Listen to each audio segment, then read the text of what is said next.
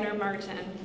Erika Wagner-Martin and her partner Jen became instant moms to their daughters, the Bean and the Bear, in February 2010. They are her greatest joy, her wisest teacher, and this is just one of their many, many stories since becoming a family. Please welcome Erika reading Tokens.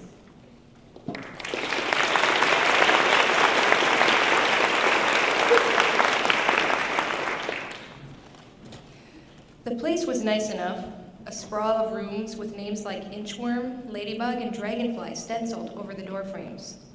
We waded into the pond of plastic furniture, letters and numbers flitting all around us. Teachers zipped around us with finish line pep, grabbing crayons and pipe cleaners from the closet. There were few flags, like the empty soap dispenser or the fact that it was located in a strip mall. It had come recommended, so we grabbed applications for the Bean and the Bear and thought this could work. As our tour ended, Jen turned to our guide. "I'm wondering about the cultural diversity here," she said. The teacher replied, "Oh, we're very cultured here." Jen clarified, "Because it's important to us that our kids aren't the only black kids in daycare." "Oh, you don't have to worry about that. We have one in the 3-year-old room." One of the first times my mom visited the girls after they came to live with us at 17 months and 8 days old, she brought the standard grandma presents: Elmo crackers, Princess Jammies, and an issue of Black Enterprise magazine featuring the 75 most powerful women in business. Mom, really? Oh, it's never too early to teach her that she can be a strong, successful woman. She didn't know about my fear that we will not be able to cultivate strong, whole senses of self in our girls as we could if we were black. We drove away disheartened, the task of finding a daycare to fit our family bloating our afternoon. On a whim, we decided to visit a daycare in our neighborhood.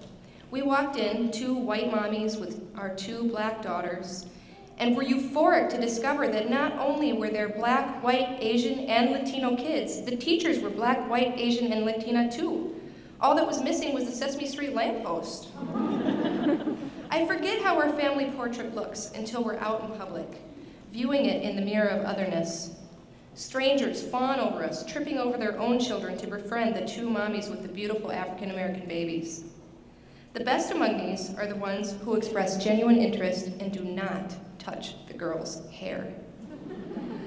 The worst among these are the ones who tell us what a noble thing it is we're doing, rescuing these poor, depraved girls from their inner city, impoverished, crime-ridden, fried chicken and malt liquor. What they're really saying is black origins.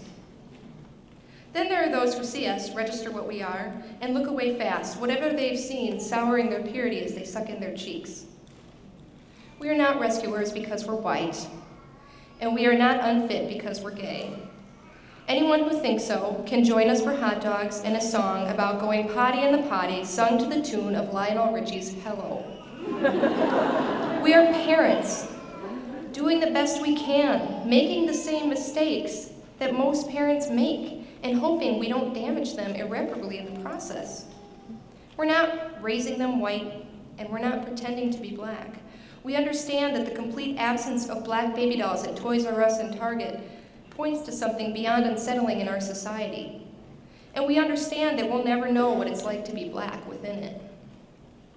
When I was in high school, I was harassed by 2 black girls for wearing a t-shirt that said, "Before there was any history, there was black history."